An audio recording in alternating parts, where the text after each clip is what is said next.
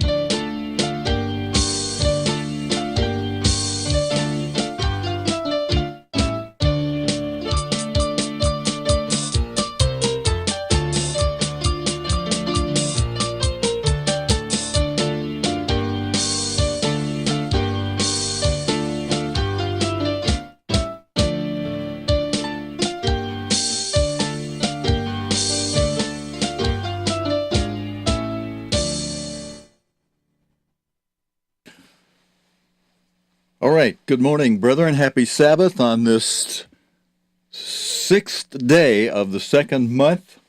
If you were tuned in with us for Bible study last night or watched it later in the archive, you'll know that last night during the Friday night Bible study, we were saying it's the 6th day of the second month on God's holy sacred calendar, that is, which begins the days at sunset. So we began the Sabbath on the Roman calendar, what you would call yesterday, at sunset. And then it became then the 6th day of the second month. This morning, it's still the 6th day of the second month. But between Bible study last night on the Roman calendar, which we call a Friday night, the 10th day of May, it's now become Saturday morning, the 11th day of May. But still all since sunset yesterday, it's all the 6th day of the second month, and that means we are just 1 week away from the second Passover for those who miss the first Passover. And when I say 1 week away, that means next Sabbath at sunset, it becomes the 14th of the second month. So for those who if you know anyone, maybe, if you attended the first Passover yourself, well, fine. But you may know someone who had a situation that's legitimate for having missed it, and God makes a provision for that in that it's such an important feast day, the most solemn feast day of the whole year, that it's the only one he has a makeup day for. And no, I didn't say that's the only day in the year you can wear makeup. I just said that's the only feast that he has a makeup day for, is the Passover, being so important to God. And again, that'll be the 14th of the second month, will be immediately after the Sabbath next week. So here we are, the 11th of May, come 18th of May, that evening at sunset, we'll do the second Passover. We'll stream it live every hour just after sunset in all of the time zones in the continental United States, in the Eastern through the Pacific time zones. We'll carry that through the Alaska and Hawaii time zones as well, like we did for regular Passover, just in case. And, I used to help coordinate that each year in Pasadena up in the Fine Arts Building. We didn't use the regular auditorium or the gymnasium for it as we did for the bigger Passover on the 14th of the first month. But for those who missed it on the 14th of the second month, when we held the second Passover, we'd open up the Fine Arts Recital Hall. auditorium, but much smaller auditorium than either the Ambassador Auditorium and much smaller than the gymnasium.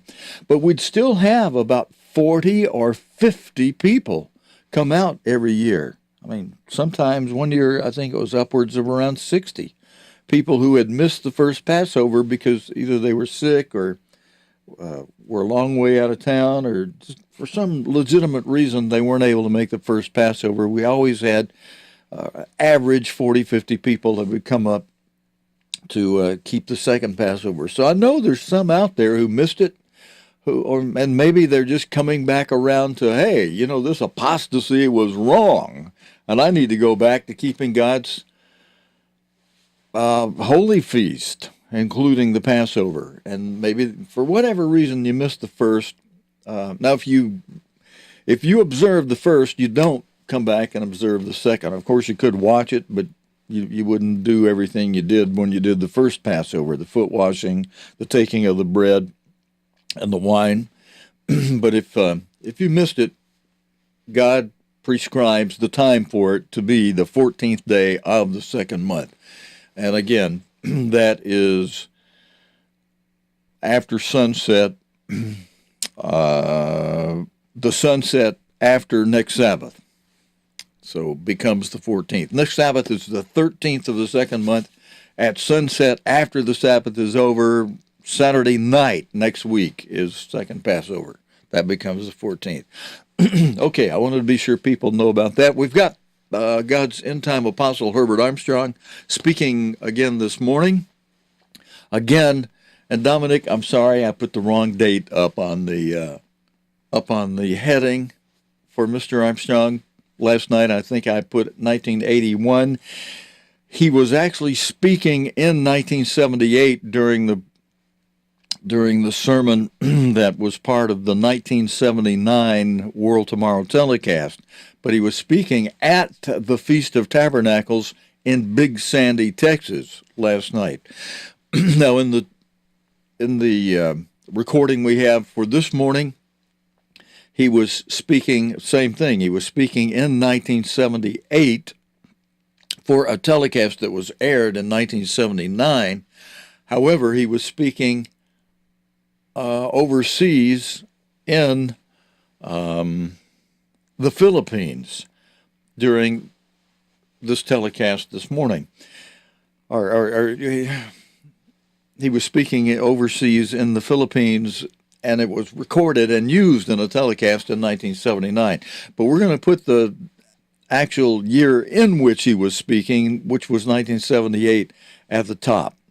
And it includes an interview that he gave on television on Channel 13 in the Philippines. And I've got the promos edited out of it, so we don't have to worry about trying to get through where it shows an old address or an old 800 phone number that the apostasy has control of, and has asked us politely to not show that so that they don't get encumbered with mail or phone calls asking for the booklets offered in the program. And so we've done that. And as I did that this morning, a paid program that I use for editing, I got it all. I got those promos edited out. I got up early this morning. And just as I hit the, okay, now convert it to the video button, excuse me, it popped up a screen saying it's going to put watermarks over the recording unless you become a paid, unless you pay for the subscription to this thing. Well, I had paid for it like 4 or 5 years ago at the high price for a lifetime subscription. And so that cost me about a half hour this morning because I had to, thankfully, I had my registration number preserved in a file I call password, but it was on a different computer. I had to open that up, get it, transfer that password over to this computer. And once I got that in there, I was able to transfer the recording down. And we've got a nice, clean recording without any 800 numbers or wrong addresses. We don't have to worry about that at all. Made me a few minutes late signing on, though, because of having to go. I tell you, if you buy programs, be sure you keep the registration number somewhere where you can get to it. Because if I hadn't been able to get to it, they had no way to contact the firm except to pay for a new subscription. If you've already paid for a lifetime subscription, that'd hurt to have to pay for it again a second time because you couldn't find your old registration number. And anyway, we got that resolved. And we'll have a hymn we'll sing later in the program, unless you'd like to go ahead and sing one now to kind of wake up and participate in the program, and then we come back and play Mr. Armstrong's tape. Why don't we do that? I think that would, I can tell from myself, maybe, since we began early enough to be in still the Sabbath in the UK, it's a time on the Sabbath I have to really push myself to get up for this. And I see a few of you are tuned in live. Greetings, Debbie. Glad to have you along with us, Debbie Nilsson. Hope Michael, your husband, is doing well. And let's do that. Let's go over and sing a hymn together. And I got to find the button that makes this. Yeah, I got it. I found it right here.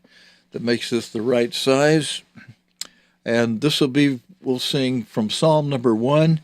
Blessed and happy is the man who never walks astray.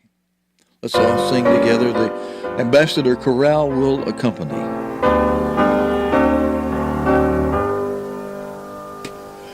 Verse 1. Blessed and happy is the man who does never walk astray, nor with the ungodly man stands in sinners' way.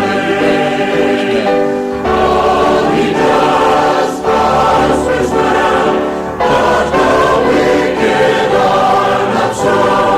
They are chaff before the wind, driven to and fro. Verse 2. There in scorner's chair he sits, for he places his delight in God's law and meditates on it day and night. Everybody, all he does prospers well, but the wicked are not so.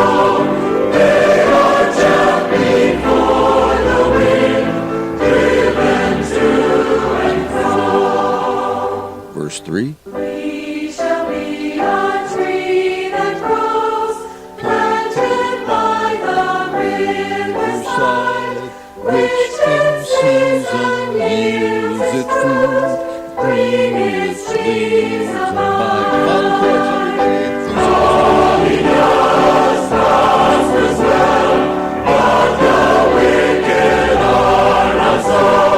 They are chaff before the wind, driven to and fro. All right. Thank you, all of you who sang along. I tried to punch in there with you myself, too. And, all right, let's waste no time. We're going to get right over to Mr. Armstrong speaking to brethren in the Philippines. And the television program that this aired in was entitled God's Ambassador, or was entitled Ambassador for World Peace. And of course he is.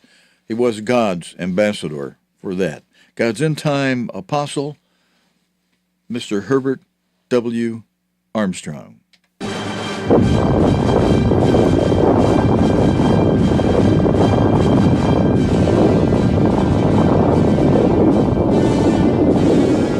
For the first time since humanity has been on this earth, we are facing the problem of survival. Whether humanity can survive on this earth.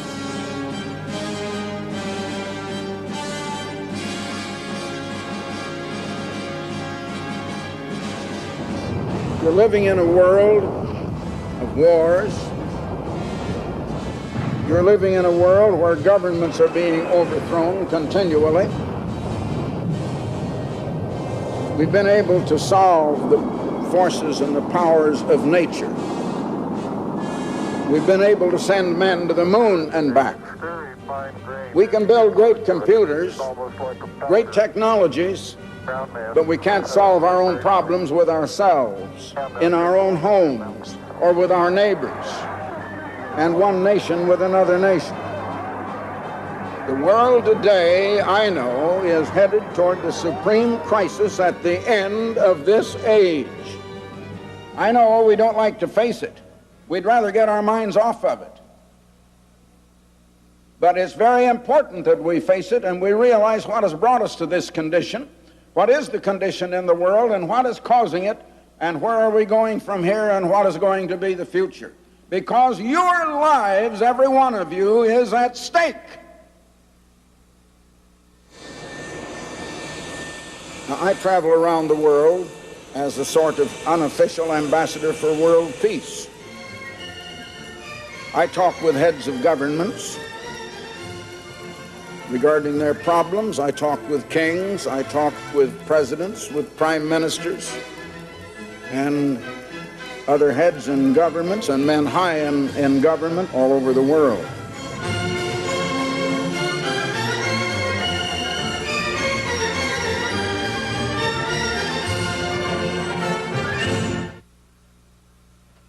Is this the first of your series of lectures in Southeast Asia? Yes, of public lectures it is.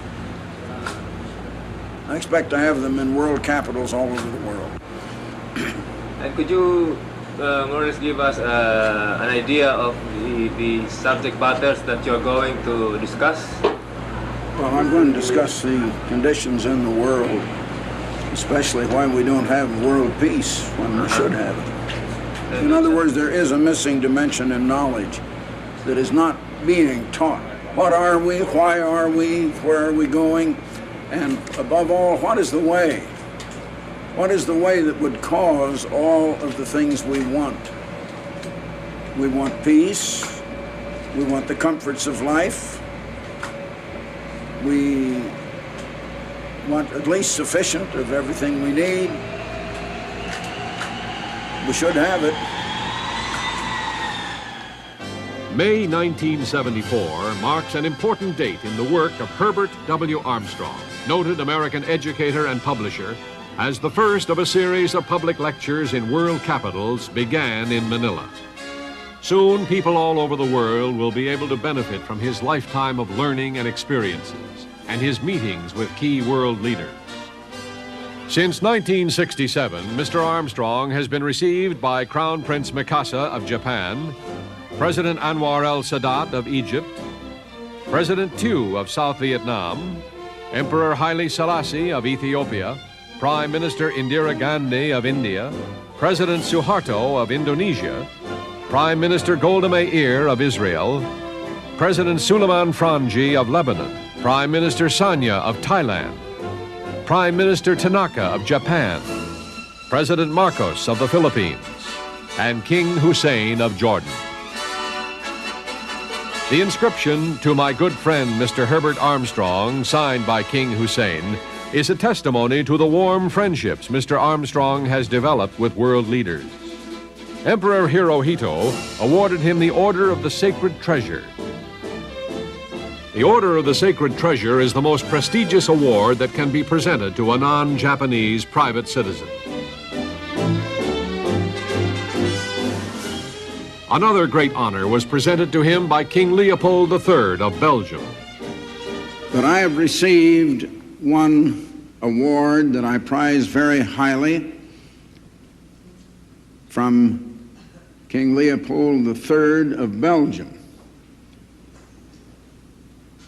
which is one of 4 awards that have been given for the greatest accomplishment toward world peace. Now, the first one was given to General Foch. The second was given to General John J. Pershing, and the third to Premier Clemenceau of France. You may wonder why those men were awarded the prize for world peace. It was because we thought then that World War I was the war to end all wars. I was given the fourth award, and there were only four, because King Leopold III felt that showing the cause of world wars and the way to world peace is more important than winning a war. So I've been showing the way to world peace. Everything in this world is a matter of cause and effect.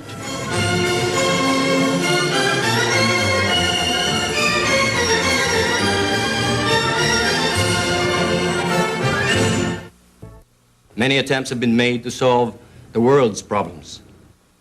One personality who is on a crusade to solve human problems is here with us tonight. Good evening, Mr. Armstrong. Good evening. And with him tonight also is his chief advisor, Mr. Stanley Rader. Good evening. Mr. Armstrong, in your travels, you have communicated with many people and have been a witness to all of these problems. What is the common problem faced by many in the world today? The common problem today, I think I could put it in one word, that is self. Everybody is concerned about his own self, what he can get, what he can take, how much he can accumulate. Success is determined in the world today by how much you have, how much you've been able to acquire, accumulate. And that very attitude and that very means of living has caused all of the troubles today. How did you face this problem? Well, I presume I'm just about like everybody else, but I've always been interested in the cause of conditions. I made a survey of merchandising conditions back in 1914. It was published in a national magazine, and it evoked quite a lot of interest. In it, I began to learn a lot about the attitudes of people and what conditions are. Then I continued later. The island nation of the Philippines received Mr. Armstrong with deep respect and warm friendship. Former Vice President Lopez entertained Mr. Armstrong and his party at his residence.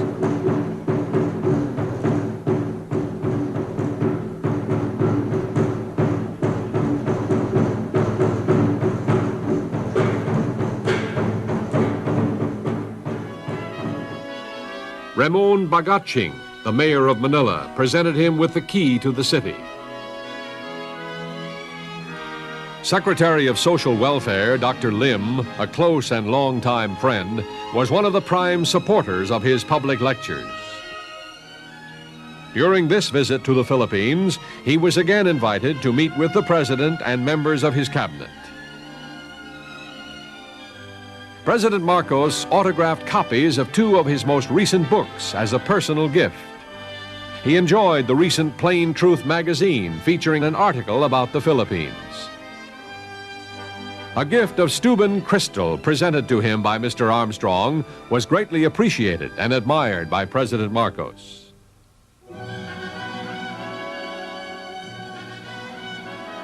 President Marcos gave Mr. Armstrong his personal blessing on the upcoming series of lectures in Manila.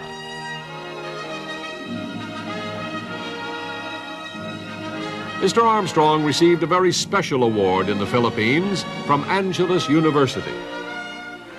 Angeles University, Angeles City, Philippines. Know all men by this presence that Honorable Herbert W. Armstrong, in recognition of his selfless and dedicated service to humanity as a distinguished educator, being the founder, chancellor, president, and chairman of the board of directors of Ambassador College, and as a renowned lecturer of world events for being an advocate of high moral standards, which won him recognition and honor from many world leaders. And by virtue of the authority granted to this university by the Honorable the Secretary of Education and Culture, is hereby conferred the degree of Doctor of Humanities honoris causa, with all the rights, privileges, and honors thereunto appertaining.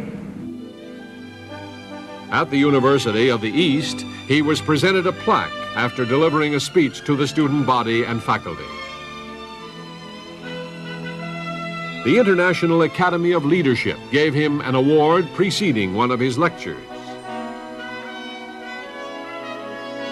The Knights of Columbus honored Mr. Armstrong at a special luncheon meeting. Wherever he went, people wanted to take advantage of the opportunity to meet him personally and ask for his autograph.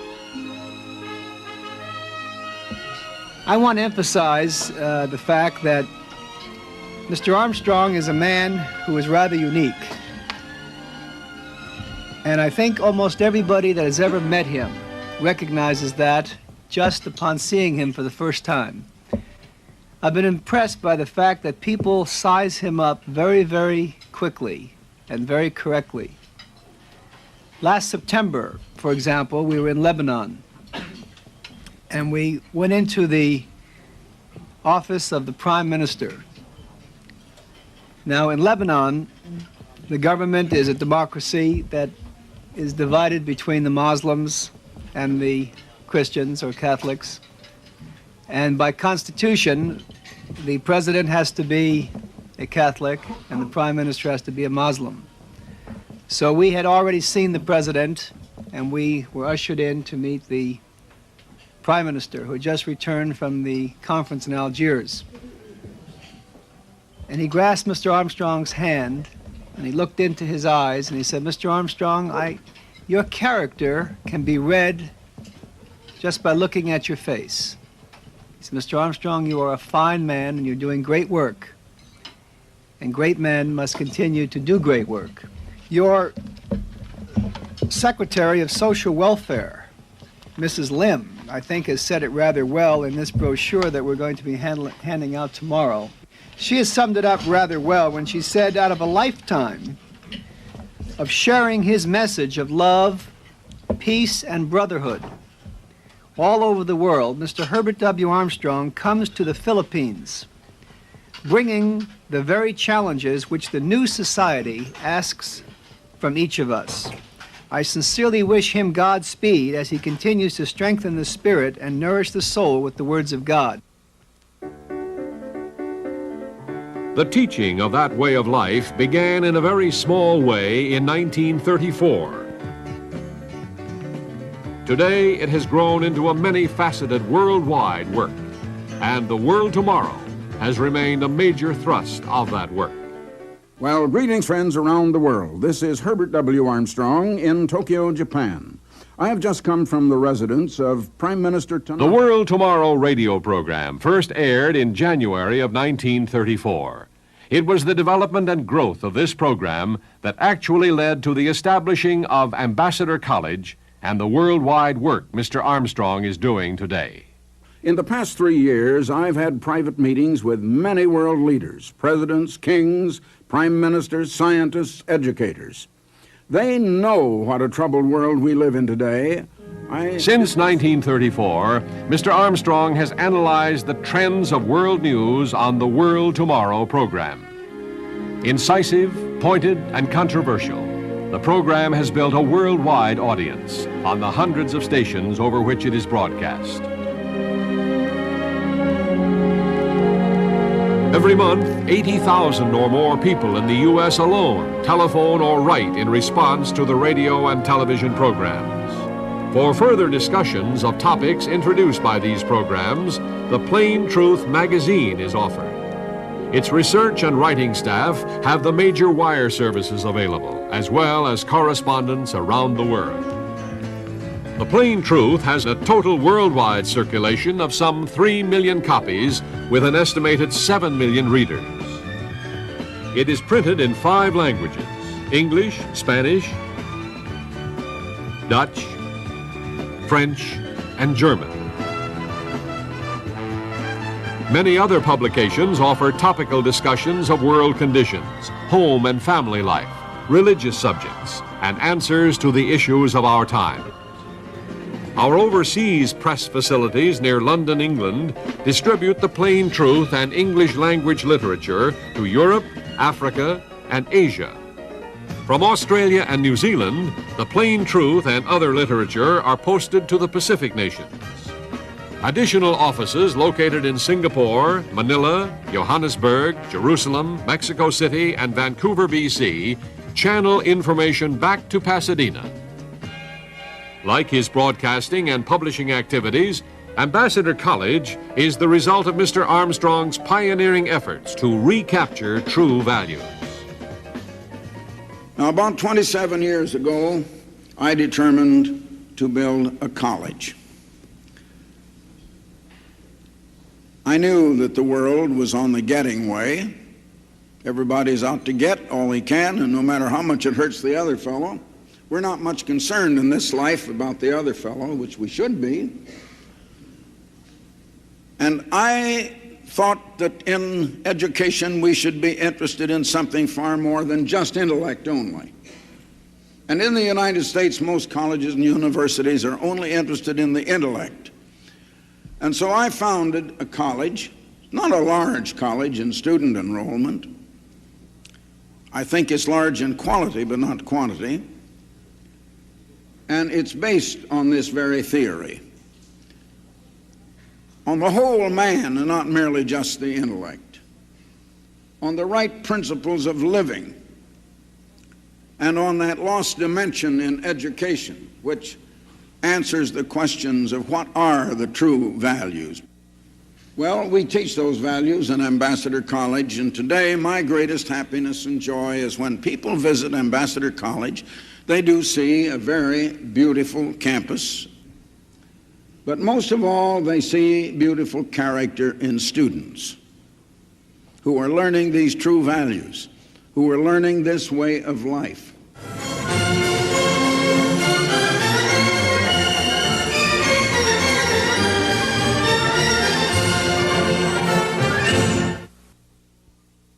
Mr. Armstrong's lifelong work is now culminating in the series of public lectures in major world capitals, as vast nations who have never heard his message can now be reached. Well, greetings, everybody. Now let me ask, how much do you know about the world you live in? Right now, during the time that we're here and while I will be speaking, Mr. Armstrong spoke to more than 25,000 people in his three-night lecture series in the Araneta Coliseum. Now, last night, I was talking about the state of the world today, of how it is filled in the world with wars, with violence, more violence than any time since the days of Noah, just before the flood, and that brought a flood on the whole world. Now, what is the solution? I'm going to begin to come to that tonight. Jesus Christ came as a messenger, bringing a message from God. He said he didn't come of himself. His Father in heaven sent him. But he sent him with a message. And this world has rejected that message, and it has not been proclaimed. They preach a message about Christ, but he was only the messenger. And preaching about the messenger is not getting the message over. Now, tonight and tomorrow night, you're going to hear that message. And most of you for the first time in your lives. The government of God was once on this earth, and it was taken away. Now, the Creator began to explain the way of that law and that government to Adam. And he rejected it, and humanity has rejected it ever since. And one of the reasons that God put humanity on this earth was that we learned that, and through humanity and with humanity, the government of God is going to be restored to this earth. And when it is, we're going to have world peace. We're going to have universal happiness and universal plenty and universal intelligence and right education. It's coming, but men aren't going to bring it. It's going to have to be done to us because men have always gone the wrong way. You see, the purpose is really revealed there, but I'm going further into it now. God is reproducing himself. God made us that we can be born into his family. And you never heard anyone else say that. It is not taught by science. It is not revealed by education. Neither is it taught or revealed by religion, of any that I know of. You'll notice I'm not saying anything against anyone's religion. I'm going on beyond it a little bit. God is reproducing himself through man, and through man he's going to restore the government of God to this earth, and then we're going to go further than that. Why were we put on earth? What is our potential? What is man's destiny? It's so much greater than you can possibly believe, that your mind has never conceived it. First verse, first chapter. God, who at sundry times and in different manners spake in the time past unto the fathers by the prophets, hath in these last days spoken unto us by his Son, whom he hath appointed heir of all things. Modern translations translate the Greek word all, which is here translated all things, the entire universe. It means all things. It means the entire universe, by whom also he made the worlds, who being the brightness of God's glory, the express image of his person, and upholding all things, upholding the whole universe by the word of his power. You know, I told you a while ago it says that. Well, there it is. Second or the third verse. That is the living Christ today. He's still alive. Now come to the second chapter and begin with verse 6. But one in a certain place testified, saying, and this is quoted from the Psalms, what is man that thou, God, art mindful of him? What are you? What am I? Well, I think just about as near nothing as I could be. And you aren't so much either, are you? What are we? Why is God concerned about us? When we learn our lesson, brethren, we may be born into the family of God. And if you want to know what you'll look like Christ does now. In the first chapter of Revelation it says, his eyes are like flames of fire, and his face, his countenance shines like the sun in full strength. That's not the way we look now. That is our potential. It's so many million times greater than you ever thought before that I know your mind can't contain it. But it's in this word, and this word is sure, whether we believe it or whether we don't.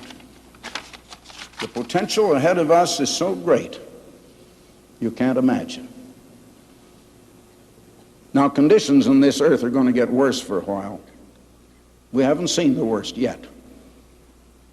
But God is not going to let it get to the place where man annihilates man from this earth.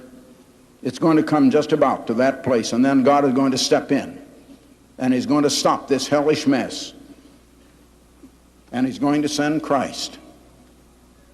And with all of the power of the great God to restore peace and restore the government of God once again to this earth based on the law of God, and that law is love. And there's going to be love, and that's the greatest hope I can point out to you. That is your heritage.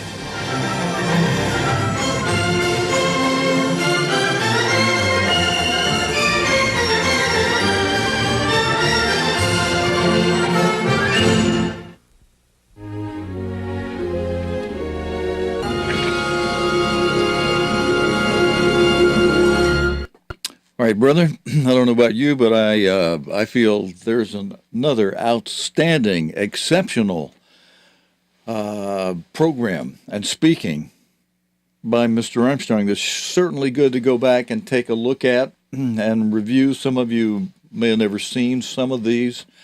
These are some of the telecasts that were put into the Library of Congress, and that was a pretty amazing thing. And even with an apostate administration, God was able to work some things that preserving these telecasts that are in the public domain is quite a good thing for us. And God has, as I've said many times, God's got the work that he did through his end-time apostles still alive in a certain way, even magnified way, even with his apostle in the grave, and it's as if his apostle were still speaking from the grave, even in a magnified way, because of preserving his publications, preserving his speaking occasions, such as this one from the Philippines that was put on a telecast that's been preserved. And people today, instead of having to wait for a program to come on once a week on the television or daily on the radio, or having to be a member of the church to be able to see his Bible studies or sermons, why, the public can get all that now by doing a simple Bing or Google or some kind of internet search, and you get all these hits come up. Even people that don't know of Mr. Armstrong, that are searching for a certain religious question to be answered, among the many hits that will come up, oftentimes will be either a publication and or a recording by Mr. Armstrong. That if God's calling a person, or if a person sees some of this and calls on God and says, hey, I'd like to know more, God still could call some people even yet today, and is in some cases. Like, we got a couple of fellows out of New York, a couple of twin fellows, Dale, Patrick, greetings to you fellows. It sure seems like God is bringing them along, and they're not the only ones. There are others, and they're starting to understand the truth. And for a long time, these fellows have been keeping the annual Sabbaths. Now, of course, questions come up for all of us. Questions come up, and some of you who grew up in the church have hit me with some real lulus of questions in the past few weeks, even. And thankfully, we've got Tom Williams living in Seattle, Washington now, who, after graduating from Ambassador College in Big Sandy, Texas in 1973, went to work in the Spanish department, and the regional director for the Spanish department had Tom Williams to work in letter answering. So he had to do cross-training under the department that was then under Richard Rice, because all the letter answerers have to be on the same page and have to understand the details of some of the crazy questions you get as to how God's end-time apostle would answer them. So if there wasn't already an answer that Mr. Armstrong had worked through in the letter answering department, Mr. Rice would run the question over to Mr. Armstrong, see him in person, and say, hey, we've got a question that's never come up before. I've got a possible answer, or we don't have the foggiest idea how to answer this, Mr. Armstrong. How would you answer it? So everything was filtered right up to the top of the human structure. And, of course, Mr. Armstrong was always on his knees in prayer, and when need be, in fasting also. And so we were performing 1 Corinthians 1, chapter 10. I'm sorry, 1 Corinthians chapter 1 and verse 10, where we're all encouraged to speak the same thing. Let me just review that verse, and then let's pause and do another hymn together, brethren. I think I got all the lyrics for all the hymns and all the music in a database. I need to take some time and sit down and put all those in the scrolling text. I have to do my own, because if we use somebody else's stuff, you have to ask for license or permission. And so that we don't have to ask what people would consider, oh, you're a competitor of mine.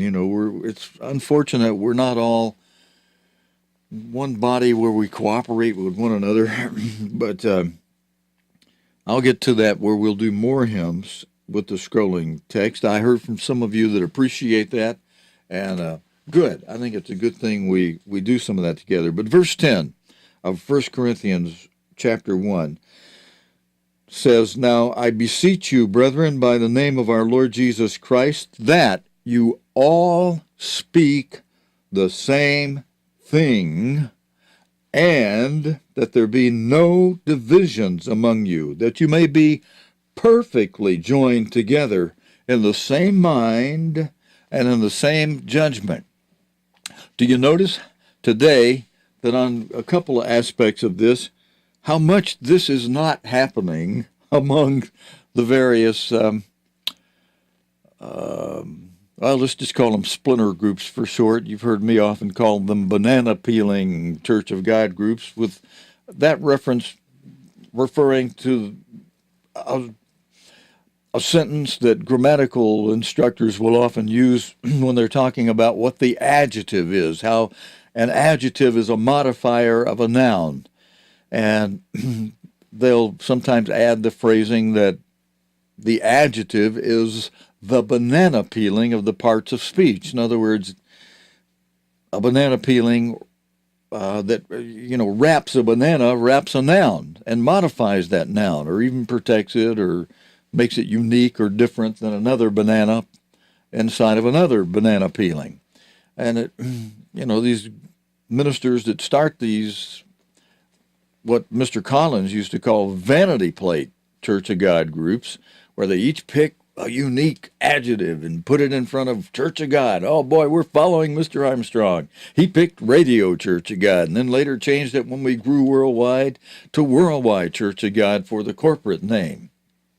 And so they formed themselves a corporation, made themselves the head of it, and intends for that to look like the Church of God is just continuing on, and through this new man who's set up this thing. And just a reference to what Mr. Collins did here, he wanted to be careful. He had a vanity plate Church of God name himself, but while he was in the hospital with cancer, God told him, when you get out, I want you to take the name off of that you started, and still offer to minister to the people and conduct Sabbath services for them, but not in the name of a group that makes you look like, that confuses people out there with hundreds, and what actually became, some have told me, over 1,000. I've never counted that many myself, but there are at least hundreds of banana peeling, vanity plate Church of God groups out there that violate this thing Christ said to us through Paul in 1 Corinthians, that you all speak the same thing, and that there be no divisions among you. I mean, what is it when you have an ABC Church of God and an XYZ Church of God, and they each has a different human leader over it, and they're not speaking the same thing. Each minister has compromised what God's end-time apostle, what God taught us through his end-time apostle in some way. But just as an acknowledgement of an example that Robert Collins said after God instructed him while he was in the hospital with cancer to take that name off that group when you get out. He did that. If any of you want to see the bulletin he issued and handed out to the group of people on the day he did that, a few weeks after he's out of the hospital.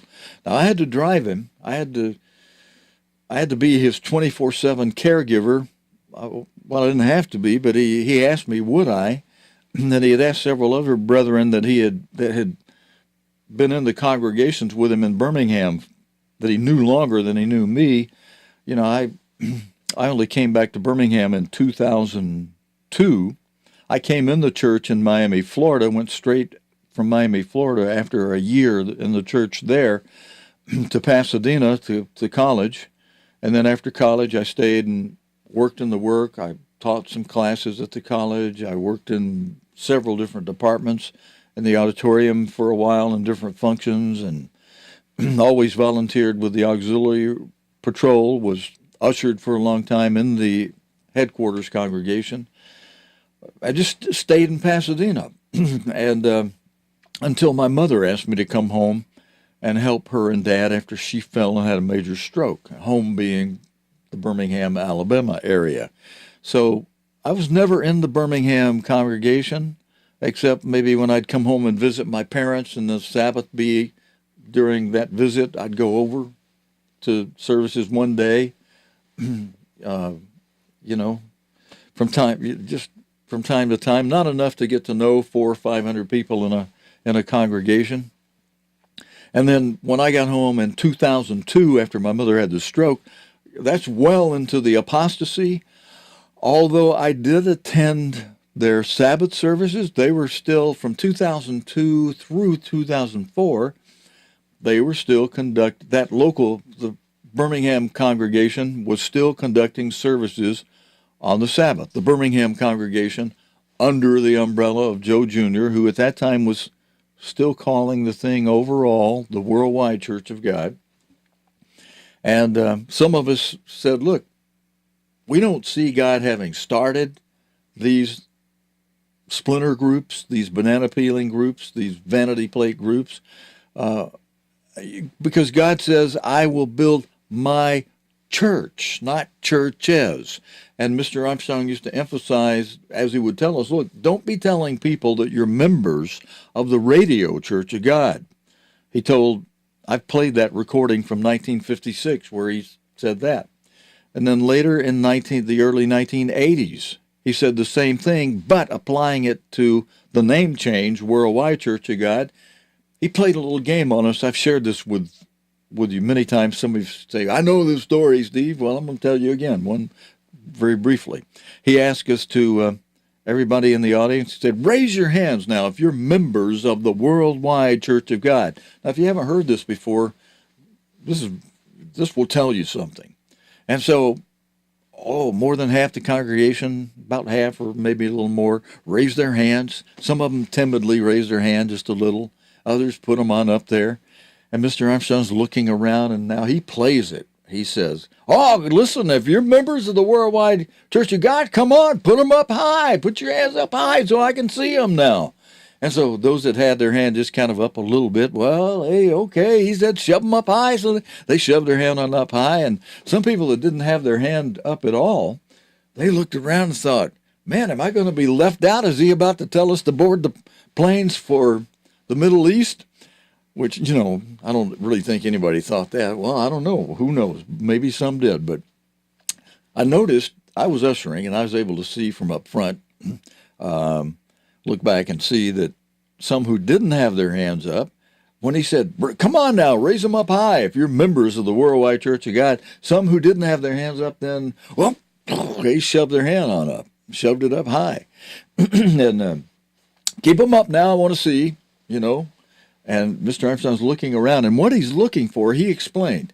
He was looking to see if there was anybody in the audience who had at any time been a member of the board of directors.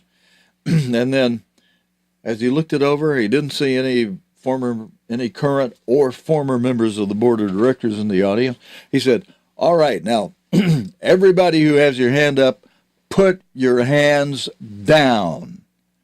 He said, none of you are members of the Worldwide Church of God.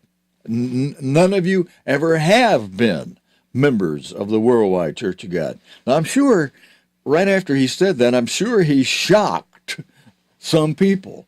Of course, those who had their hand up and saying that they were members of the Worldwide Church of God, and he's telling you, put your hands down, none of you were ever members of the Worldwide Church of God. You're not now, you never were. Well, I'm sure some wheels were spinning at that moment in time, but Mr. Armstrong explains. He says the Worldwide Church of God is a non-member corporation. He said its articles of incorporation, its bylaws provide that there are 12 members only, the board of directors, and I guess, of course, the president. Of course, I don't know if the president's part of that 12 or not, but only president and the board members were members of the corporation of the Worldwide Church of God. And he said, otherwise it specifically states in its articles, its bylaws, that it's a non-member corporation. He said, and he reminded us at baptism that we were not baptized into any denomination or any organization of men, and the Worldwide Church of God was an organization under man's government, as a corporate filing. And he said, you were baptized into the body of Christ, also known as the Church of God, a spiritual organism, not a physical, man-made, man-adopted, man-formulated organization of men. And so he said, just tell people you're members of the Church of God. And if they ask you, that organization out of Indiana or Missouri or wherever, whoever has the corporate name Church of God, sweet and simple, which prevented Mr. Armstrong from being able to file a corporation that way. Being able to file a corporation that way as just the worldwide, or as just the Church of God without an adjective in there. And he did explain that the reason an adjective was added to Church of God was because that's the only way he could file a corporation to protect the church's assets, to hire employees and pay employment taxes to the government, under a corporate structure, so that it wasn't under his personal,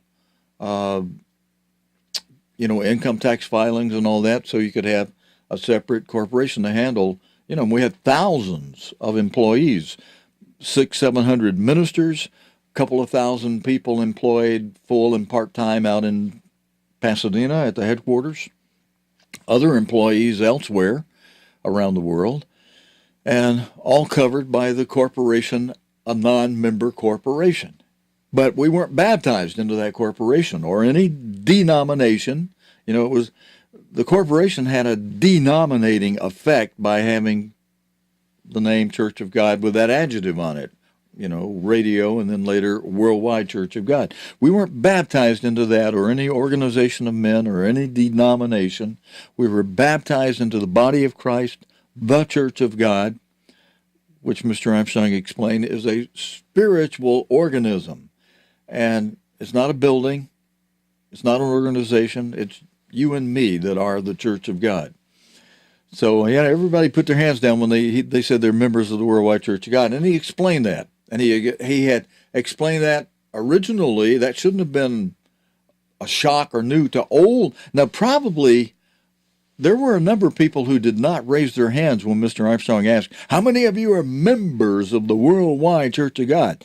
There were a number of people whose hands were down. And as I recall, most of those people with their hands down were older people who perhaps go back. Some of them may have gone back to 1956. And I'm sure Mr. Armstrong may have said at other time. I only have one recording of him saying that before the 1980s, which is a recording from 1956.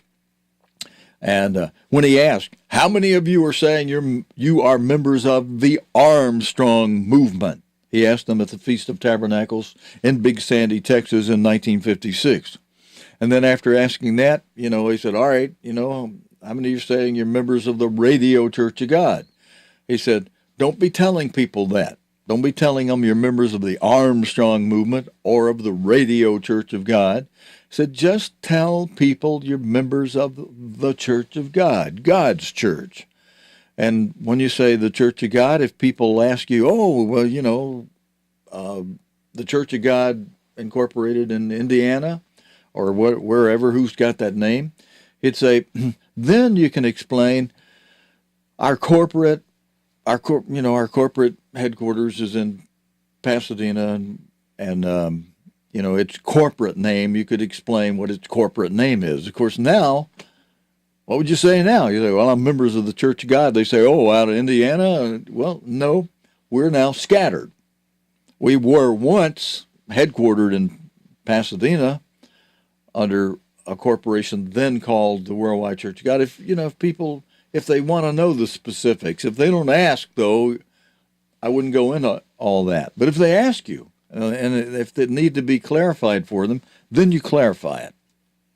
But you're not members of the corporation. You're members simply of the Church of God, a spiritual organism, which organism is now scattered. But what do these splinter groups want their people to do? Oh, they want you to say you're attending their blankety-blank youth camp, that you're members of their blankety-blank banana peeling, vanity plate, this or that Church of God group, and they really want to emphasize that name, and we're the new Church of God after Mr. Armstrong. No, you're not. God has not done that. He has not set up an organization that follows Mr. Armstrong. We are scattered, and that's where we are. Now, Tom Williams thinks God's going to raise up somebody and gather us back together before we go to a place of nourishment, protection, safety, final training. Tom and I, that's the only thing that I'm aware of that Tom and I differ on. Let me think for a moment.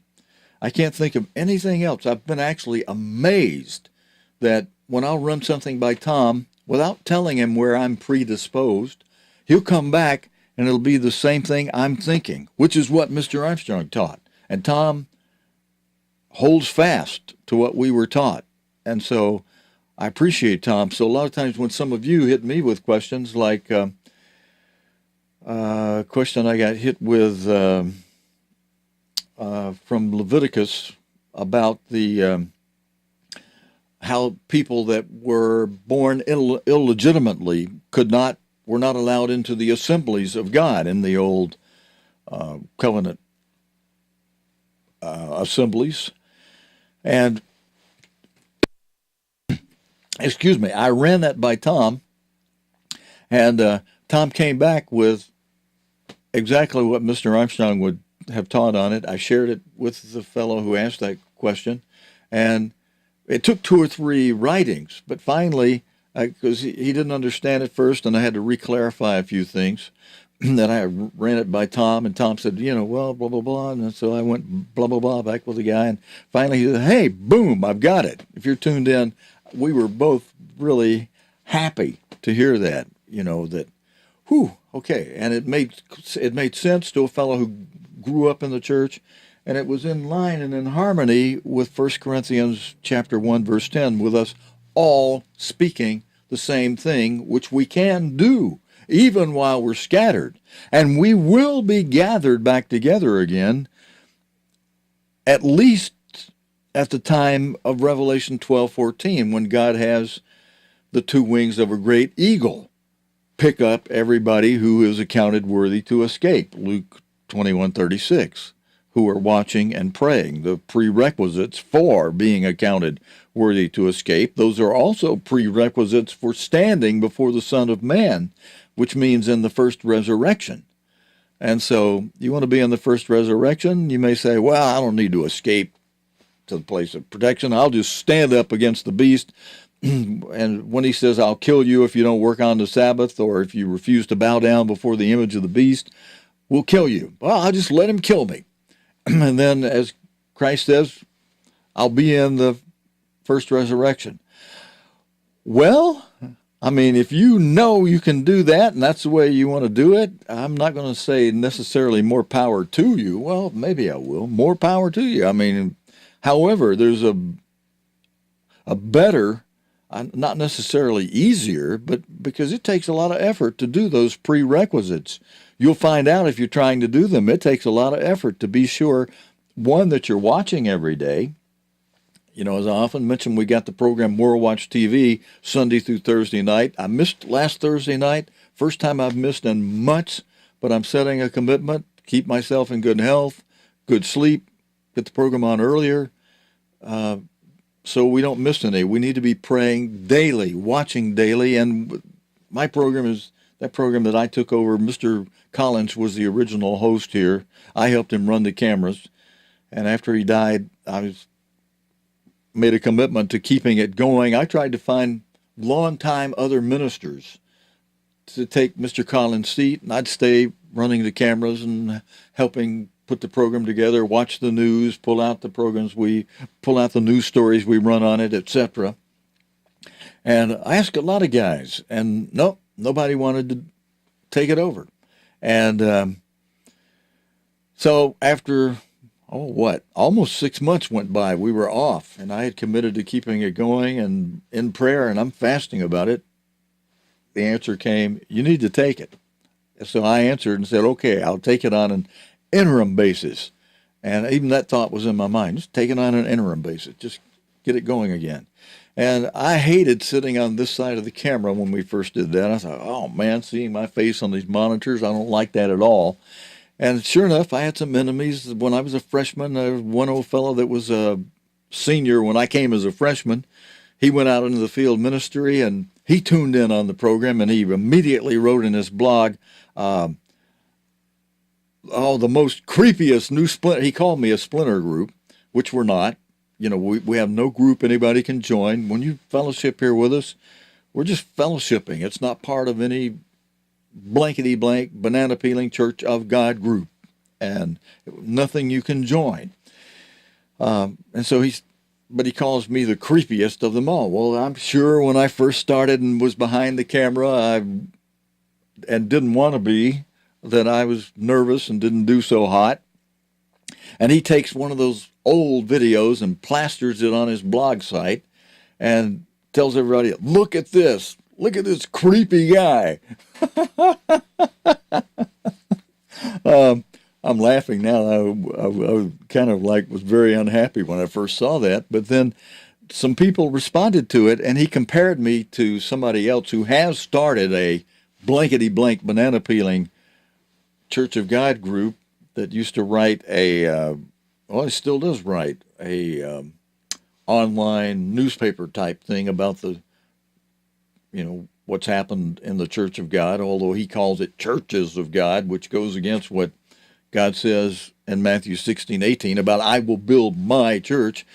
But anyway, he compared me against some other guy he named, and one of his blog readers watched that video he posted of me when I was new and not so hot, and I don't even claim to be so hot now, but we do the job we're given to do, or the best we can.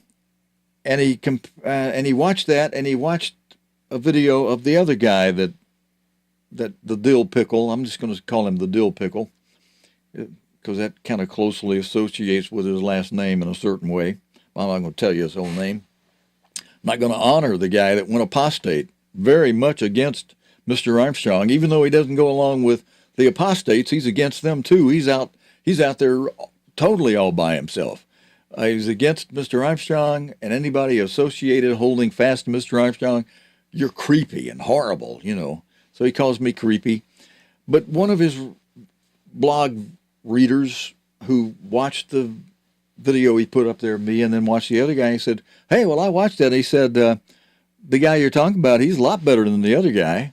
And I thought at least that much, thank you. And I've actually, some people that have tuned in from time to time here on for a length of time, some of them, came from having read that creepy blog that guy wrote.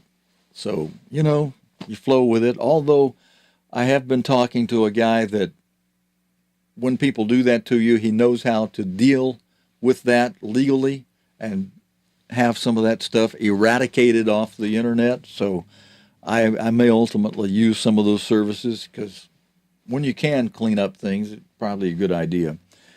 Let's go back and sing another hymn, brethren. I have a few more things I want to say about what Mr. Armstrong said in his talking. this morning that it should be very encouraging. But let's see. Did I finish that about how Mr. Armstrong reminded us we're not members of the Worldwide Church of God. We were not members of the Radio Church of God. We're members of the Church of God, a spiritual organism that is now scattered. And God will at least regather it at the time when we're flown, when the Great Tribulation begins, and those accounted worthy to escape the Great Tribulation, and who are accounted worthy to stand before the Son of Man in the first resurrection, will be flown to a place of nourishment, protection, safety, final training. 3.5 years, a time and times and half a time, 1,260 days, in the place, the only place in the Bible that God mentions as being protected from the beast during the Great Tribulation, the beast referred to in Daniel as the king of the north, is a place described in Daniel 11, verse 41. And when I was talking to Dr. Herman Hay, one day out in Pasadena, I think I was either still a freshman or not a freshman. I think I was still a student when I was talking to Dr. Hay about this. He was the director of the ambassador club that I was in while in college my first year. He was our director that year, which was kind of nice because that close association with Herman Hay, when he was really dynamically involved with things and holding fast, was good. And he was sharp on things. He could answer things right off the bat easy for you. I asked him, I said, well, we all called him Dr. Hay at that time, so I'll put it in the way I asked him. I said, Dr. Hay, I said, where is it Mr. Armstrong's getting Petra, that we'll go to out of the Bible? I said, I can't find it in any concordance. The word Petra is not mentioned in the Bible at all. When he references, Petra, and he would reference it, sometimes he would add to it, then I'm not saying that's exactly where we're going to go, but that looks like, the most likely place. I asked Dr. Hay, I said, Dr. Hay, where's Mr. Armstrong getting that? Boom, Dr. Hay came right smack back to me. Stephen, Daniel 11, verse 41. So I looked that up, and it mentions Edom and Moab and the land of the children of Ammon. And all of that is east of the Jordan River. It's in the land called Jordan today. And a lot of that is just plain wilderness. And at the southern tip, the southmost tip of Edom, a little suburb area of Edom, is Petra. Now, I've been over there and I've toured Petra, rode on a camel, as any of you who've gone there, that's the way you'd get in there. You'd pay a guide who has these camels, and the guide take you with the camel and take you through there. And so I've been through there, and I've seen those big rock walls and the narrow passageway. And what Mr. Armstrong thought of when he saw Petra, part of an area that is in Daniel that says it will be protected from the beast during the Great Tribulation. So he said, oh, well, this is where we're going to be. And he very rarely, I've never heard Mr. Armstrong mention any of the other areas that are in that verse Dr. Hay directed me to, but he said that's how Mr. Armstrong came up with Petra. It's in this area that's mentioned as being protected. And because of the big rock walls and the narrow passageway, and because of Revelation 12, verses 15 and 16, telling us that the devil is going to send an army, what the Bible calls a flood. In prophecy is an army. Flood or waters is an army. So when Revelation 12:15 says the devil is going to send a flood to chase the woman, and a woman in prophecy is the church, it can either be the true church or it can be the false church. Now in Revelation 17, it's the false church. But in Revelation 12, it's speaking of the true church. God's not going to rescue the false church and fly them to a place of protection, as he as he is the true church, as he describes it in Revelation 12. The church and the woman in Revelation 17 is mentioned as a great whore, which is not your true church. That's the false church. So that woman in Revelation 17 and in verse 3, you see it being talked about is, I saw a woman sit upon a scarlet beast. That woman, who's full of names of blasphemy, having 7 heads and 10 horns, and the woman was arrayed in purple and scarlet color and decked with gold and precious stones and pearls, having a golden cup in her hand full of abominations and filthiness of her fornication.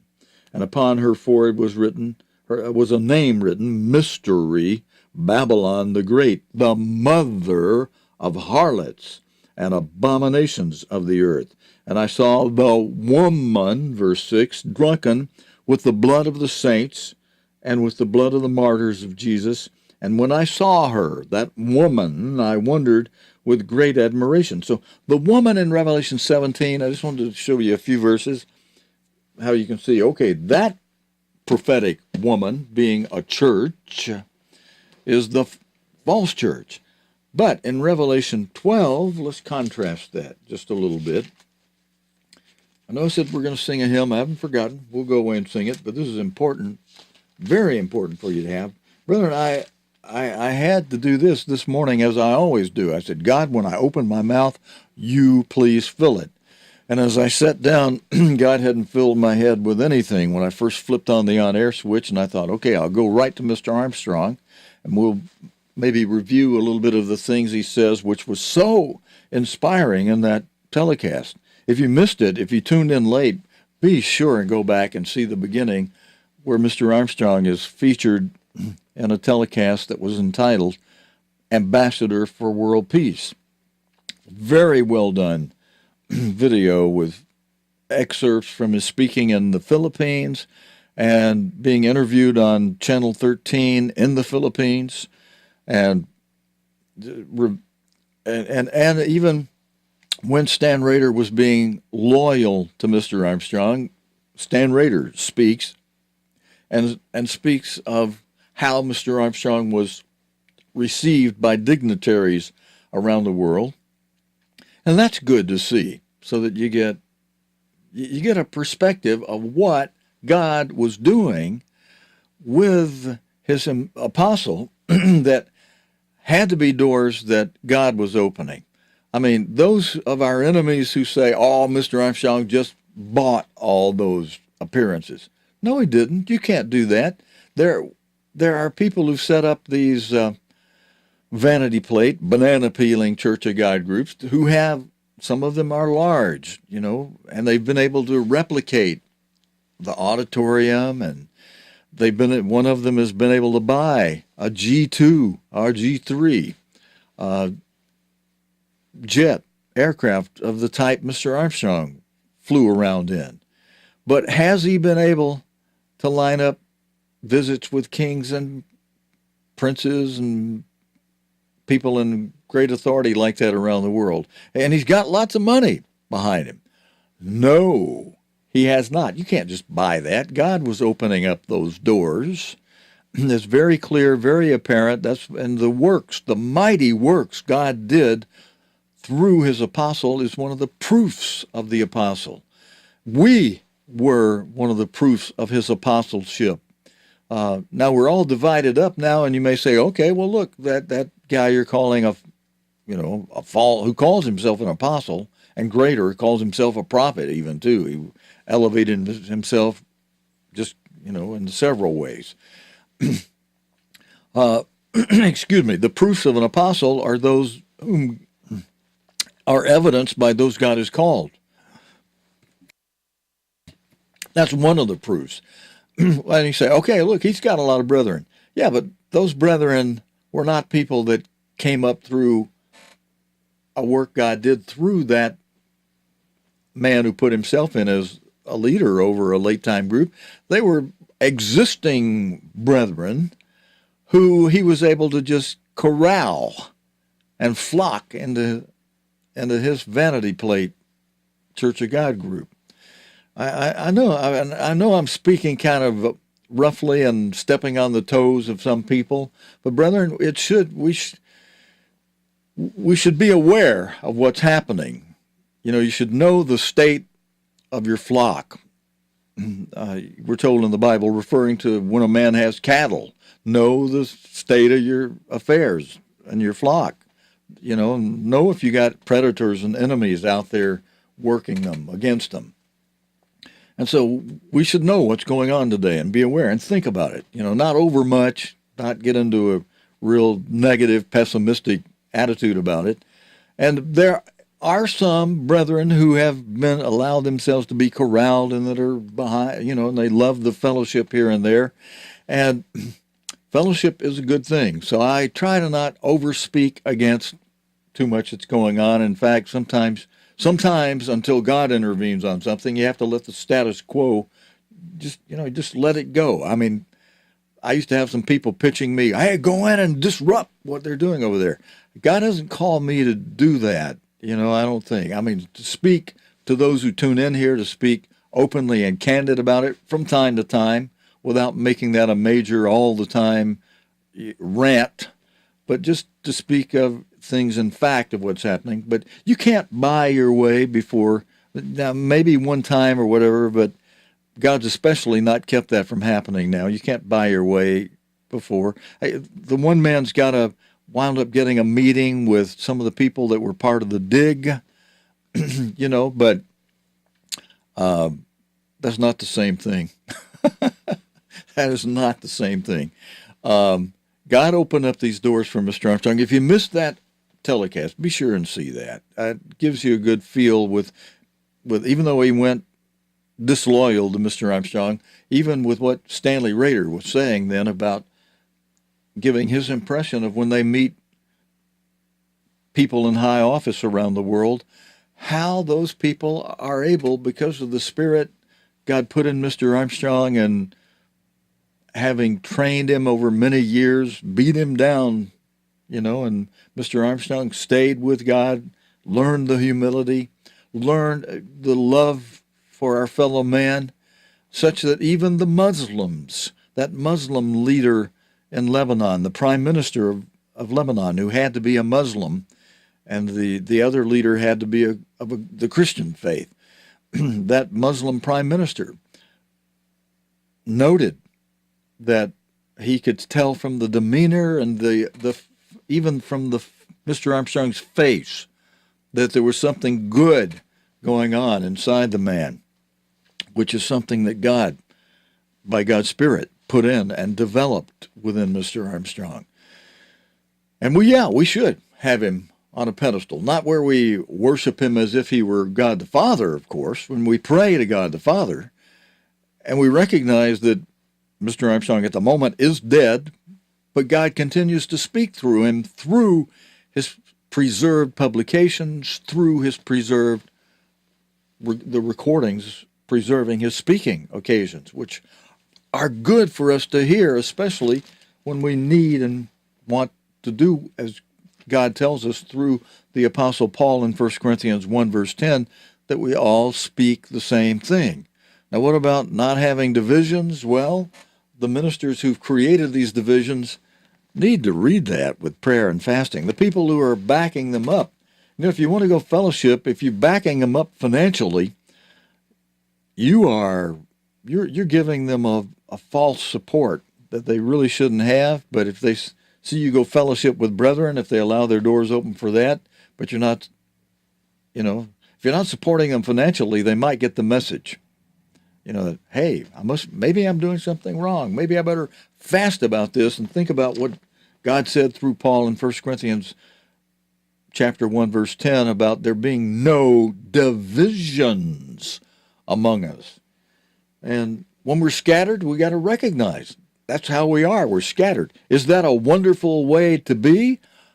Well, no, it's not. It is a form of correction or even punishment of a sort, because it makes fellowship much more difficult. It makes, hey, I'd like to see this person at the Feast of Tabernacles this year. Call them up and say, hey, I'd like to get, this group you're attending goes over here, and the group they're attending goes over there, and especially some groups, they close and lock their doors. They don't let any what they consider outsiders. If you're not considered members of their vanity plate banana peeling organization, you're not getting in there. And they're doing very contrary to the principles God taught us through his end-time apostle Herbert Armstrong. We were never, ever members of the Worldwide Church of God, unless you were on the board of directors at some time, or were the president. And there's only been Mr. Armstrong, and then he passed the presidency over to a man who became an apostate, who tried to call himself an apostle prematurely and made himself a false apostle, and then turned that false apostleship into a complete apostasy, and ran and did his best to run everybody off. I mean, run everybody off from the truth, that is. But I was mentioning Revelation 12 before we stop and go to a hymn, and how the woman in Revelation 12 is the true church. Where does it first mention the woman? I see verse 6 mentioning the woman fled into the wilderness. Well, right in the very first verse of Revelation 12, this, you can tell God is speaking about the woman, the church, who is the true church, his true church. And there appeared, verse 1, Revelation 12, there appeared a great wonder in heaven, a woman clothed with the sun and the moon under her feet, and upon her head a crown of 12 stars. And she, being with child, cried, travailing in birth and pain to be delivered. And there appeared, verse 3, another wonder in heaven, and behold, a great red dragon. Now, dragon in verse 9 of Revelation 12 is identified as that the great dragon was cast out, that old serpent called the devil and Satan. So here the Bible is interpreting the dragon of verse 3 as being the devil, that great red dragon having 7 heads and 10 horns and 7 crowns upon his head. In verse 4, his tail drew the third part of the stars of heaven and did cast them to the earth, and the dragon, the devil, stood before the woman of Revelation 12, which was ready to be delivered for to devour. And that devil wanted to devour her child as soon as it was born, the verse says. So there's the devil trying to swallow up Christ, who is the head of the true church. So that woman being referred to here is very clearly the true church. Verse 5 saying, and the woman, she brought forth a man-child who was to rule all nations with a rod of iron, a clear reference to Jesus Christ, and her child was caught up unto God and to his throne. And then verse 6, referring to the way God refers to the church in prophecy as a woman, says again, the woman fled into the wilderness, where she hath a place prepared of God that should feed her there 1,260 days. So there's a reference, and there's more that clearly identifies the woman as the true church, and we're going to go to the end of that chapter in just a moment. But I wanted to be clear that Revelation 12 is talking about how in prophecy a woman is the church, and in this chapter of the Bible, this woman in Revelation 12 is the true church.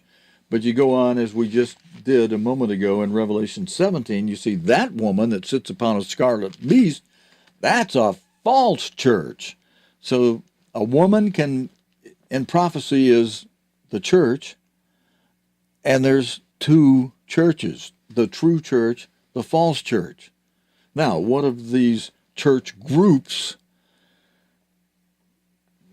that have, put these banana peeling division things to them? Well, you come to your own conclusion on that. That's all I'm going to say on that for the moment. But let's go to the part of Revelation 12 talking about the true church that applies to what we are looking forward to, should brethren be looking forward to, as God says in verse 14, and to the woman, to the church, to the true church.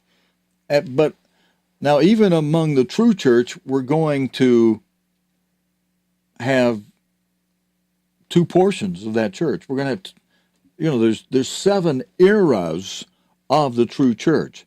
And to this woman being spoken of in verse 14, it's going to be separated into 2 eras. Those who are Philadelphia and remain part of the Philadelphia era, and those who are going to be vomited out of the mouth of God as part of the Philadelphia era to become those left behind, who then become, when the era of martyrdom begins, they become part of that era of martyrdom that's called the Laodicean era. Not here yet. As Mr. Armstrong taught us, it does not officially commence as an era until after the tribulation begins, until after Philadelphia is taken away to a place of protection, until after the 2 witnesses are announced and come on the scene and begin their 2 witnesses' work. All of that's when the Laodicean era as an era begins. Yes, the attitude of Laodicea has been here since even while Mr. Armstrong was alive. He would complain about that. Brethren, you need to wake up. We're about to become, Laodicea in attitude if you don't wake up. And that attitude is explained in verses 14 through 17 of Revelation 3 as being a know-it-all attitude and thinking you've got it made. Thinking, spiritually thinking you're rich when God says, no, you're really poor. Thinking you are well clothed and really you're naked, God says. You just think highly of yourself, but God says you're nothing. You're less than nothing. I don't want it. I'd rather you be cold, absolutely cold, than lukewarm, pretending to be hot when you're not. When you're not really hot. We keep the feast. Yeah, well, wait till you see what God says about you at the end of Revelation 12 in verse 17, just a few verses away. Let's go through this real quickly, first of all. This is important for us. I know some of you have heard me go through this before, and you're like, don't go to sleep on it. You need to keep this. Reason why we have Sabbaths and Sabbath services is so that we keep things fresh in the mind. Sure, we're going to repeat things you've heard before, but repetition is a good form of not only emphasis, but keeping it and not losing it, and sharpening, honing in on it and sharpening up on it, especially when you're going to run into people like a fellow I've told you before sent me a audio tape of a deacon speaking with the minister of his little congregation group. Well, it's a sizable one. Present when he did, and never corrected the man for saying, well, the Laodiceans, they obviously don't keep the commandments of God. I'm like, what? Wait a minute. Zip, zang, boom, stop the tape. I'm not going to listen anymore to this guy, although I said I shouldn't listen anymore to this guy, but I did, because I said, all right, he's off. Let me see where else he might be off track. And I'm going to tell my friend who sent me this tape that, look, you need to go back and tell this guy he doesn't know his Bible. When he says the Laodiceans obviously were not keeping the commandments of God, that is contrary to what God says about them very clearly. Let's go ahead and jump down to verse 17 of Revelation 12. And the dragon, the devil, was wroth with the woman, the true church, and because verses 15 and 16 are going to tell us how he tried to capture those accounted worthy to escape with an army, but God foils him and defeats that, and so now he's wroth with the true church, and he couldn't get those accounted worthy to escape, so what does he do? Aha! Some were not accounted worthy to escape. Some were left behind who had a lukewarm, think they knew it all attitude, thought they had it made in the shade, who were keeping the commandments of God. Listen, it says that clearly in this verse 17. And the devil was wroth with the woman and went to make war with the remnant of her seed. The remnant, when you divide something, you get a remainder. Or in other words, a remnant, a remainder, a remnant. The remnant are those that were not accounted worthy to escape. They get left behind, just like in division.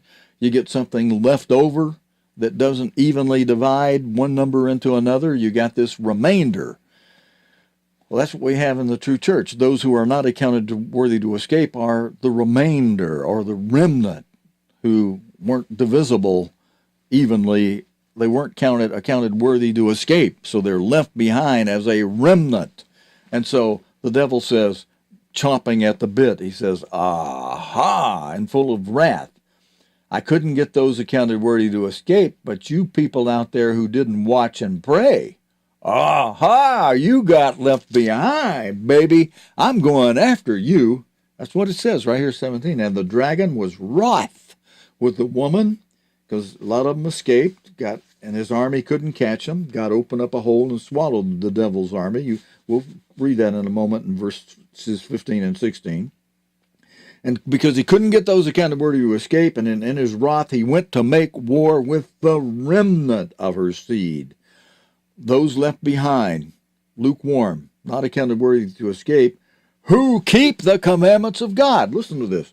The remnant of her seed, which keep the commandments of God. Very clearly, explicitly, expressly God states in verse 17, the remnant, the Laodicean era, they were keeping the commandments of God. And so I've actually had people point to this verse after they heard me read it and say, hey, you just said they keep the commandments of God. Why did God leave them behind then? They were keeping the commandments of God.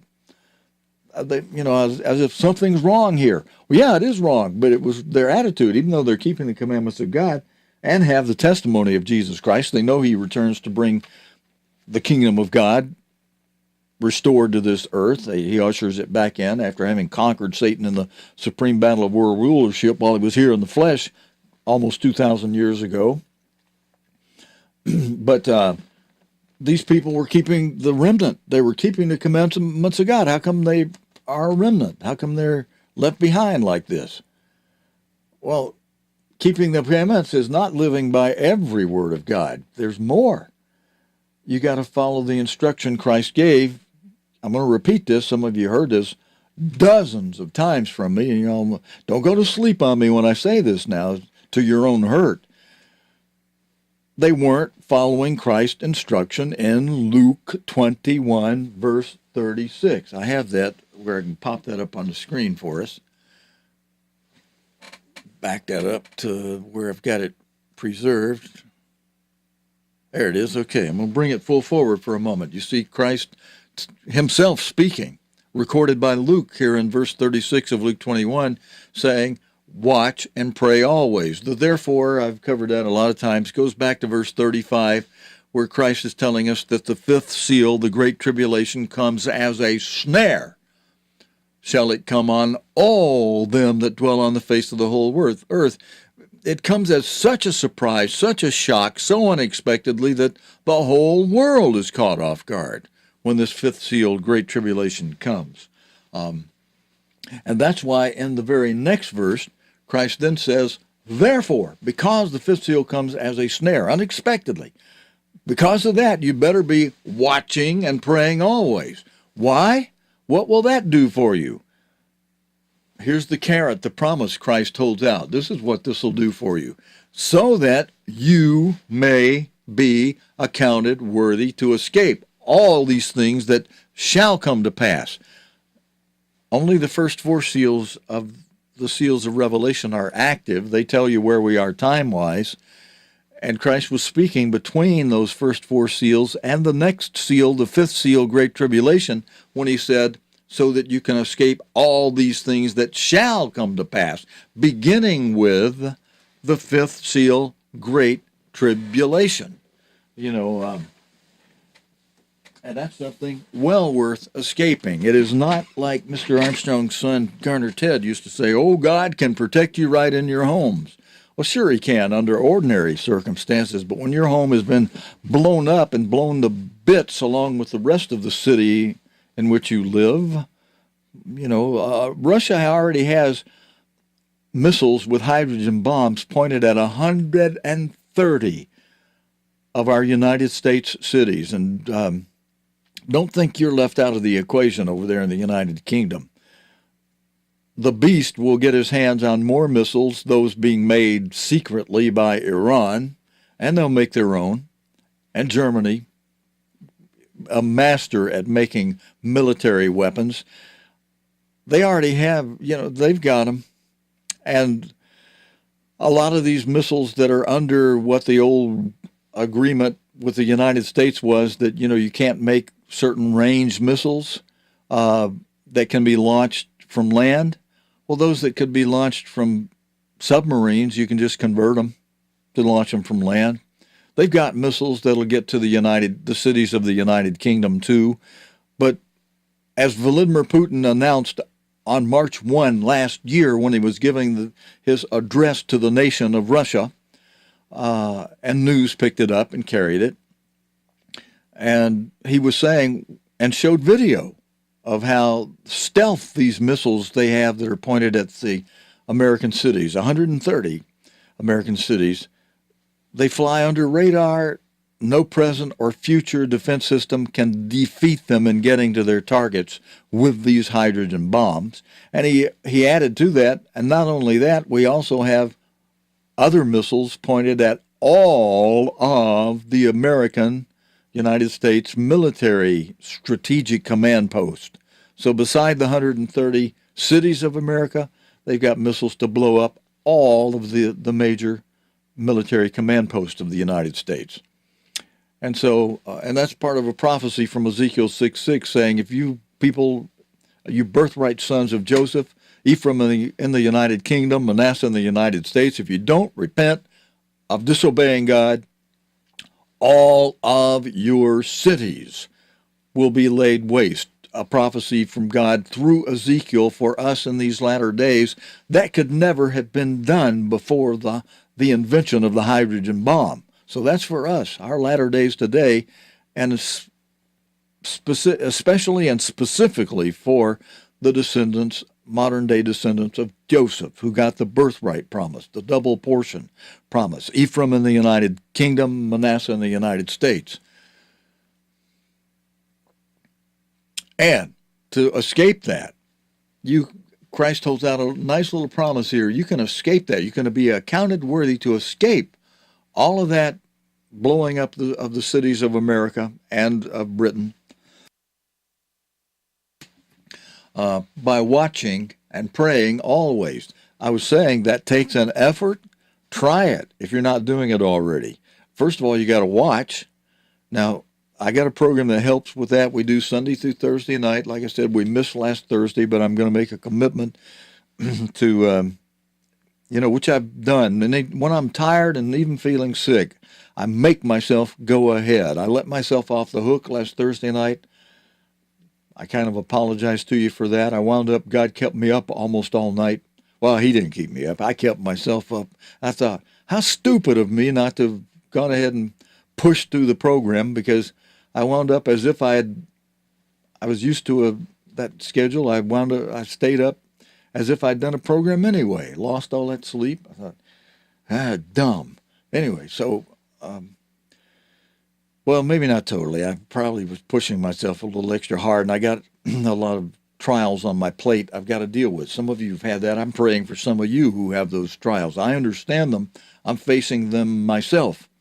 And, but so far, God continues to provide the way out of those trials, and every time. And some of you have helped that I'm extremely thankful to God and you for being submissive to him in the way you were, that has helped me.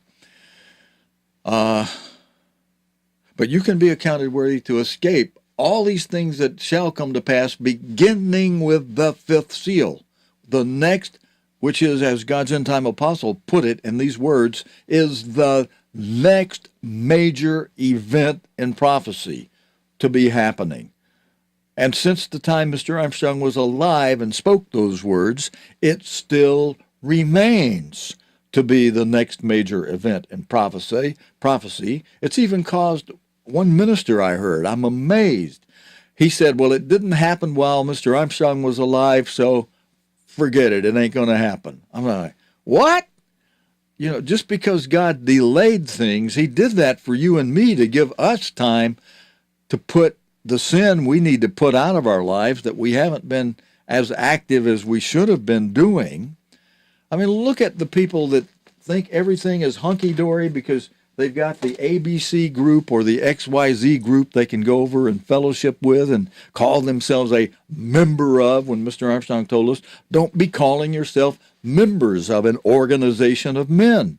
You're simply members of the body of Christ, a.k.a. also known as the Church of God. Not an incorporated the Church of God, but just simply the Church of God, a spiritual organism, the body of Christ, now scattered.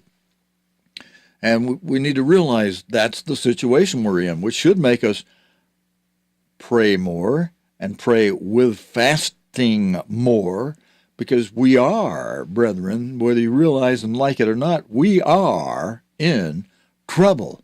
You think, oh, I'll just run over here and fellowship with these people in this group, and we all having a big party, and we think everything's hunky-dory and okay. No, it's not. This is at the door more than ever. This is coming sooner than later, now more than ever. And it's going to happen, just like Jesus Christ said in the previous verse, previous verse 35.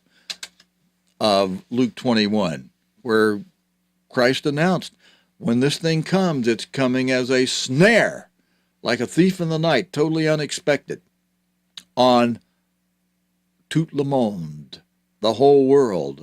So well, neatly phrased by the King James poetic language. As a snare shall it come on all them that dwell on the face of the whole earth. Or more simply said, tout le monde, everybody in the world. This thing comes like, boom! Oh, I didn't know this was coming. Well, you should have. That's why Christ said in the next verse, therefore, watch and pray always. And John Byron, who's doing a wonderful job of watching, and will comment on it, because sometimes I can see John expressing shock and fear, like, wow, man, this stuff's moving. And John, same for me too. I'm noticing that. I'm saying, dear God, are we going to have till this, are we going to make it through this summer? A lot of us were praying as Christ instructed us in Matthew 24, somewhere around verse 15 to 20, to be praying that our escape be not in the winter nor on the Sabbath day. Let's take a look at that real quick. Then I got to go back and read what I promised you I'd read in verses 15 and 16 of Revelation 12. Then we'll wrap it up with a hymn, and our service for the morning for this Sabbath be concluded. But let's go ahead. It's in verse 20 where I want to go, but let's start in verse 15 of Matthew 24, where Christ said, when you therefore shall see the abomination of desolation spoken of by Daniel the prophet stand in the holy place, whoso reads, let him understand. There's a reference to go back and see Daniel 12, verse 11. Then, verse 16, let him which be in Judea flee into the mountains. Now, I am going to turn over to Luke 21, verse 20 and 21 of Luke 21, because when in verse 21 of Luke 21, Christ says, then flee to the mountains, there's, as often happens between the gospel writers, especially you'll see it if you use a book like The Harmony of the Gospels, where the Gospels are laid out with Matthew, Mark, and Luke, and John, where John also clues in, describing the same event. You'll see that one writer adds a detail that the other writer didn't have, and vice versa. And then you get the whole picture when you read it all. We live by every word of God, line upon line, precept upon precept, precept upon precept, here a little, there a little. Well, let's just for a moment go over to Luke 21, verses 20 and 21, describing the same thing that's in Matthew 24, verses 15 and 16, but adding an element that is described here in verse 20 of Luke 21. And when you see Jerusalem compassed with armies, compassed, surrounded with armies, then know that the desolation thereof is nigh, is near. Then, same thing. This tells you we're talking about the same ball game.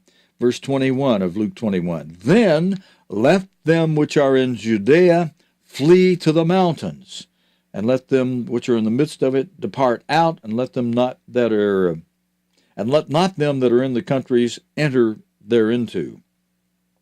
So you go back to verse 16 of Matthew 24, verse 15, when you see the abomination of desolation spoken of by Daniel the prophet, stand in the holy place, whoso reads, let him understand. And then you see Luke 21, verse 20, describing when you see armies surrounding Jerusalem. Then verse 16 is the same as verse 21 of Luke 21. Verse 16 of Matthew 24 says, then let them which be in Judea flee into the mountains. Verse 17, let him who's on the housetop not come down to take anything out, neither let him which is in the field return back to take his clothes. Woe to them that are with child and give suck in those days, because you're going to have to run like, let's just say it like this, pardon my French, but you're going to have to run like hell. Hell meaning Hades, the grave. In other words, so that you don't get killed and wind up in the grave, you need to run like you're running from the grave. For then shall be great tribulation, since it was not since the beginning of the world, nor to this time, no, nor ever shall be. And as Mr. Armstrong said, Christ lets it get right near annihilation of mankind, and except those days be shortened, there should no flesh be saved alive. But just before man would have blown up all the men and all life from off the face of the earth, all flesh, but for the elect's sake those days shall be shortened with Christ's return. Let's go over to Revelation 12, verse 15.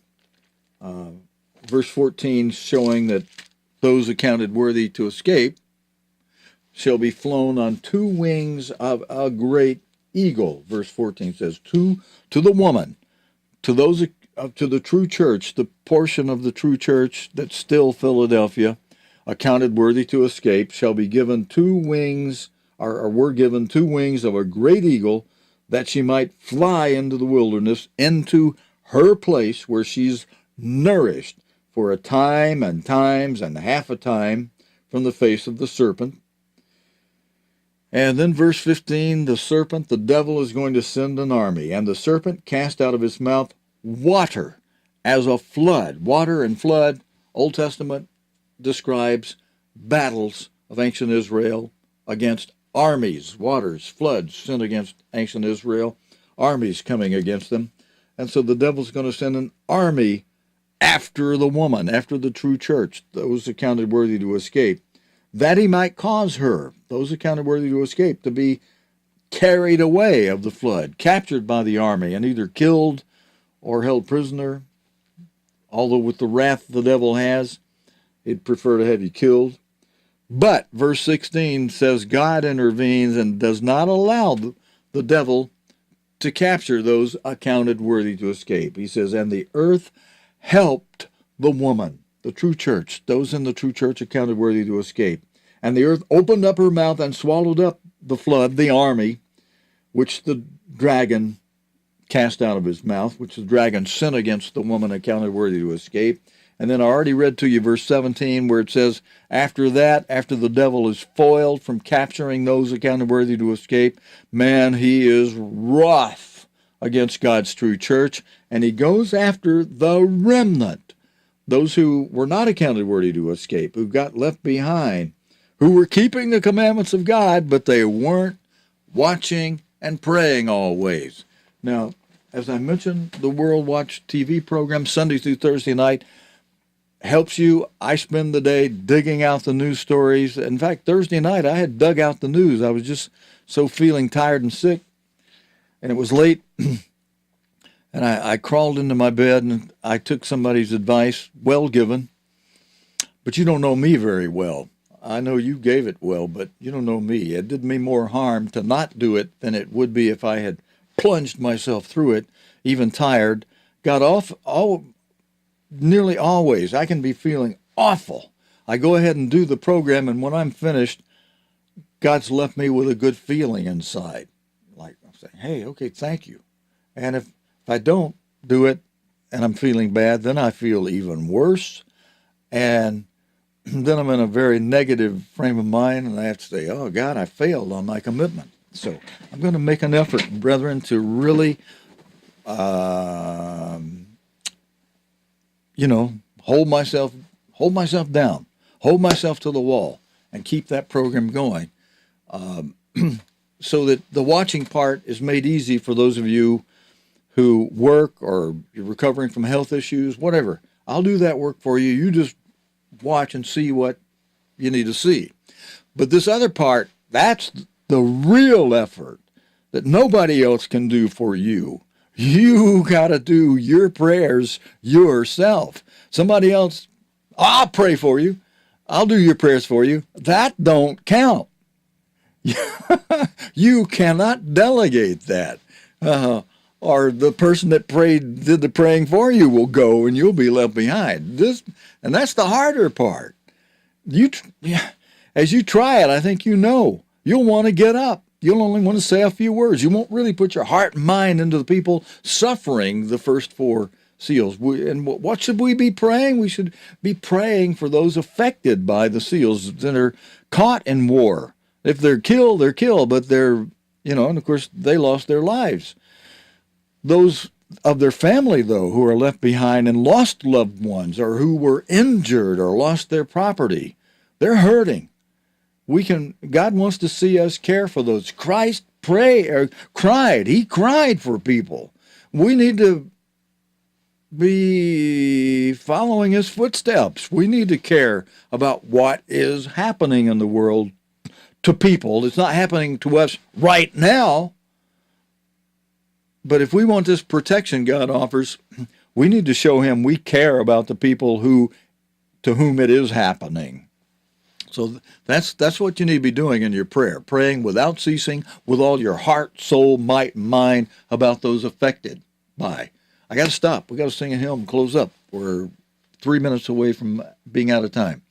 But if you want to be accounted worthy, you got to do this Luke 21:36 thing, or you'll be Revelation 12:17 left behind. Then you got to look to Revelation 3:18 and become a martyr.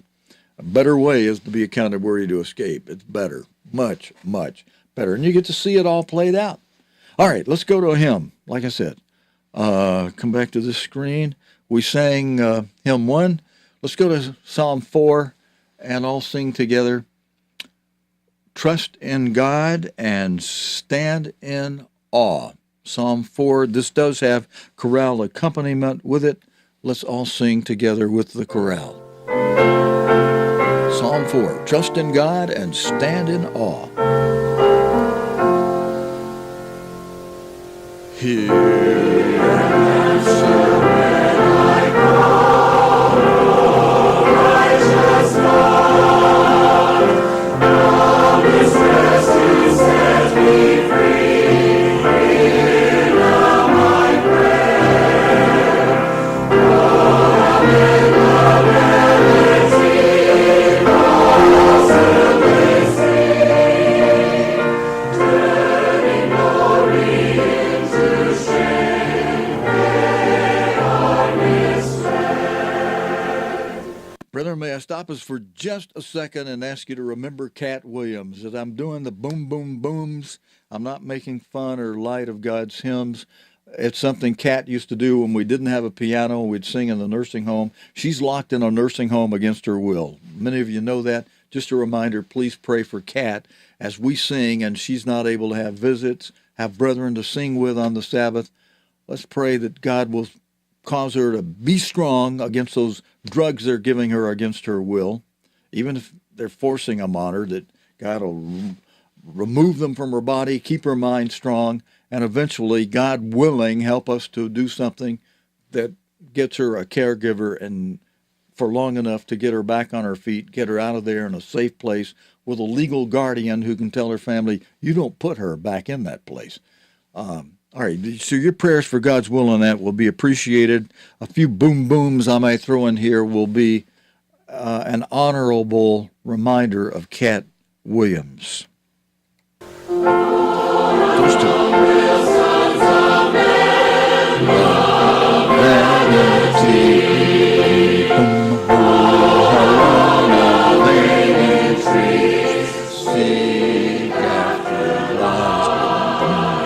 Trust in God and stand in awe and cease to sin. Know that God has set apart all godly men. Last verse, everybody together now. Oh, that we might see some good man will say.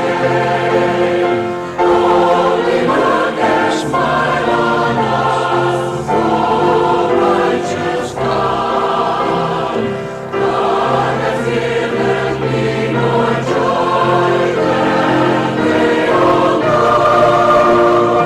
He alone makes me to dwell safely in peace. All right, brethren, we are, in fact, out of time, so I want to thank you for joining us for this AM service to the United States, PM to the United Kingdom, and we'll plan to be back here again next Friday night for Bible study, next Sabbath for AM service to the U.S., PM to the UK, and then at sunset next Sabbath, second Passover for those who missed the first.